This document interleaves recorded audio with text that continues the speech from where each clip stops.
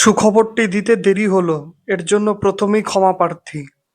Russia ভারতের সঙ্গে যাত্রীবাহী বিমানের চুক্তি করেছে কয়েকদিন আগেই, যেখানে SJ-100 ছোট প্যাসেঞ্জার বিমানের চুক্তি হয়েছে, তা আপনারা সকলেই জানেন। এবার আপনারা বলবেন, তো এতে আমাদের কি লাভ? রাশিয়ার সঙ্গে এই চুক্তিতে আমাদের কি লাভ? তো আপনাদের জানাতে চাই, রাশিয়ার সঙ্গে চুক্তিতে ভারত এটি মেক ইন ইন্ডিয়া প্রোগ্রামের আন্ডারে করছে। এর মেনটেনেন্স, এর অ্যাসেম্বল এবং ছোট ছোট পার্টস তৈরি সব করবে ভারতের কোম্পানি HAL।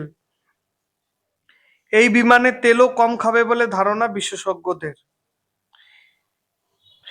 এর ফলে যত শর্ট রুট রয়েছে নেতাজি বিমানবন্দর এবং বাগডোগরা বিমানবন্দর থেকে, যেমন চেন্নাই, দিল্লি, বোম্বে, আহমেদাবাদ, ব্যাঙ্গালোর, পুনে, এই সব রুটে টিকিটের ভাড়া 800 থেকে 1000 টাকা কমবে বলে ধারণা বিশেষজ্ঞদের।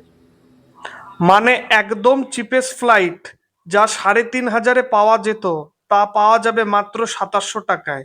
5000-এর ফ্লাইট পাওয়া যাবে মাত্র 4000 টাকায়। তো আপনারা কমেন্টে জানাবেন, ফ্লাইটের দাম কম হলে আপনারা কিসে যাবেন, ফ্লাইটে না ট্রেনে?